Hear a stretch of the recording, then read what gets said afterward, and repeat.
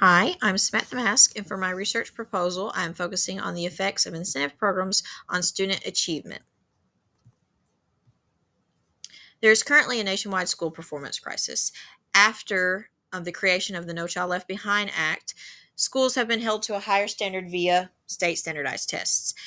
Especially, and we've started to see a struggle to meet those expectations following the year 2020.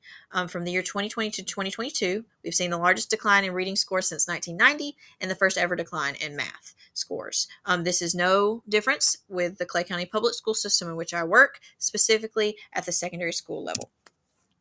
As seen here, these are the data results taken from the 2021-2022 school year report card for Clay County schools, and you can see a gradual decrease in performance from the elementary to the secondary levels, with the highest discrepancy being among the highest achieving elementary school and the very last secondary school, Central High School, with the discrepancy being a difference of 21%. So the question is why? Why are the same students from the elementary schools scoring so poorly once they get to the secondary schools?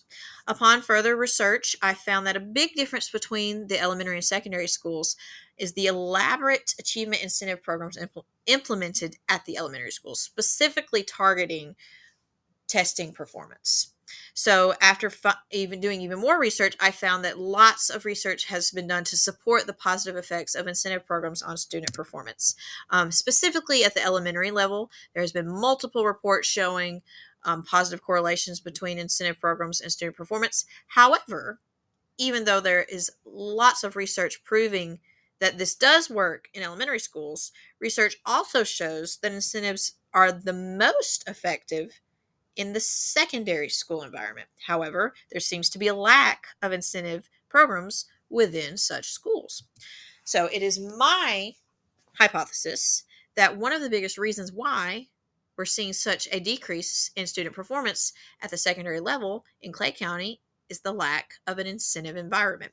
We can see here, this is evidence of this is the first environment removed from the incentive program, and we see from fall to winter a decline in performance. So tier 2 here are the students performing right below expected levels, and we see a big increase from 3% to around 16% between the two. So for my research action plan, I suppose a hypothesis that incentives have a positive correlation to student testing motivation and performance. For my instrument, I will be using the Ames Web Benchmark Testing Program. I will be creating two groups, incentive classes that are experimental, and then non-incentive classes, which will be the control. My variables, the dependent will be the student performance on Ames Web Benchmark Testing, which should be affected by the independent variable, the implemented incentive programs.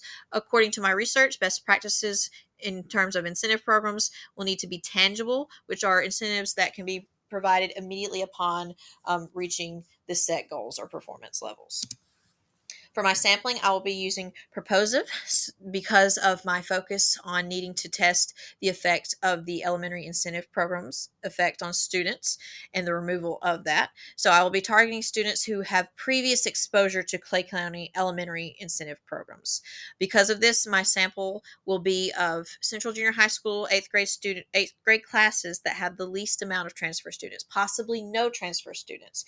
If transfer students cannot be completely eliminated from the class groups, they will still be offered the same incentives and rewarded those if applicable, but their testing data will not be analyzed in order to confirm validity. There will be a minimum of 4 classes chosen to have an adequate study population. Half of these classes will be offered incentives for their performance on Ames Web. The other half will complete the same Ames Web testing with no incentives. And again, CJHS is the chosen environment due to it being the first one removed from the incentive programs. For my instrumentation, I will be using Ames Web Benchmark Testing. This is the program used by both elementary and middle schools in the Clay County school system. They are tested in the beginning, middle, and end of the school year, fall, winter, and spring. They are then placed into tiers according to their testing data. Tier 3 being performing severely below expected levels, Tier 2 performing just below expected levels, and Tier 3 performing at or above expected levels. Data will only be taken from English benchmark tests. Ames Web tests both math and English. However, for this study, we'll be just focusing on the English testing. There will be, again, 2 groups, incentive classes A and B, and control classes A and B. For my hypothesis, again, I suspect an incentive program will have a positive correlation to student testing and motivation performance. Data analysis will occur after the second and third testing sessions, the winter and spring, to analyze any trends in student performance, which will confirm or refute my hypothesis. So for the collaborative efforts, the research team will consist of the project director, which is the 7th grade ELA teacher, and the cooperating classroom teacher, which is the 8th grade ELA teacher. The cooperating classroom teacher will introduce and implement the incentive programs and will lead and monitor all testing for all classes, and it will also help analyze the testing data. The project director will choose the research sample population, determine the control and experimental groups, oversee all instrumentation and data analysis, as well as help analyze testing data. For the procedures at the beginning of the school year, the 8th grade ELA rosters will be viewed in order to choose the sample population with the least amount of transfer students. Again, we will try to choose classes with no transfer students. If this is not possible, transfer students will still be involved in the incentive programs. However, their data will not be included in data analysis. A minimum of 4 classes, again, will be chosen. So 2 will be the incentive classes A and B, or experimental groups, and the other 2 will be non-incentive classes A and B, which will be the control groups. The project director will collaborate with a cooperating classroom teacher to determine which classes will be in each group, and then the cooperating classroom teacher will then introduce the chosen incentive program to the experimental group before the very first testing in the fall. After the testing takes place in the fall, there will be additional testing in the winter and spring. The cooperating classroom teacher will remind the students in the experimental groups of the incentive program before winter testing. Following winter testing, the research team will meet to review testing data to analyze any effects of the incentive program. We will compare incentive and non-incentive classes scores to see any discrepancies among the two, and then the cooperating teacher will provide incentives for any experimental group classes that had overall class improvement. Before the third and final testing, the cooperating classroom teacher will then remind the students of the incentive program. The research team will meet again to analyze the testing data. This time there will be 2 comparisons. The first will again be to compare the incentive and non-incentive class performance, but then there will also be a comparison of the incentive class performance in the winter and spring in order to compare any differences between performance with proposed incentives and performance following implemented incentives. The cooperating classroom teacher, again, at the end, will provide incentives for any experimental groups that had overall class improvement. For the validity, so again, the instrument, the Ames Web testing program, is trusted by many American school systems. It is approved by the Clay County Board of Education for response to tier intervention progress monitoring, as well as used as a portion of the academic performance levels for state assessment. The test will be administered by the same teacher on the same day for all students, which should help avoid environmental validity threats, and students will have this equal knowledge base of English language arts due to having the same English language arts teacher. Any possible limitations to validity would be technology or internet issues, such as overload of the bandwidth or device connectivity issues.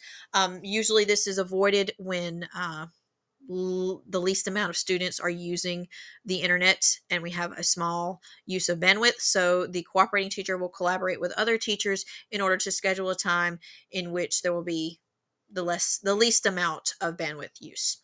A possible uncontrollable limitation could be the Hawthorne effect, in which students' personal lives and home environments cause them to have a negative attitude or apathy on test day. Ethical considerations, confidentiality. Students' test scores will only be viewed by members of the research team who already have access to these scores due to their status as ELA teachers.